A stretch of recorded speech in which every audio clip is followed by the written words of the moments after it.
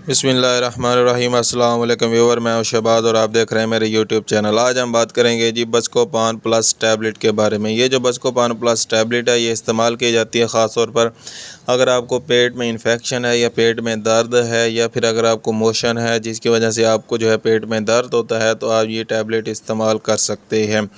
अगर आप ये टैबलेट इस्तेमाल करते हैं तो इसका तरीका इस्तेमाल है वो है जी, एक टैबलेट सुबह और एक शाम को, यानी कि 2 टाइम जो है आपने ये टैबलेट इस्तेमाल करनी है। और ये इंडस फार्मा की है, यानी कि इंडस कंपनी की ये प्रोडक्ट है, बहुत ही बेस्ट है और आपको जो है हर मेडिकल स्टोर से ये बआसानी से मिल जाएगी।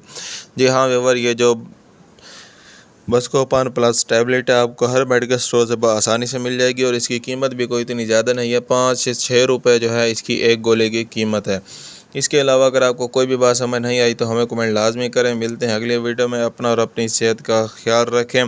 जी हाँ व्यूअर, ये जो बस्कोपान प्लस टैबलेट है आपको हर मेडिकल स्टोर से आसानी से मिल जाएगी क्योंकि ये बहुत ही ज़्यादा चलने वाली प्रोडक्ट है। अपनी सेहत का ख्याल रखें। अल्लाह हाफिज़।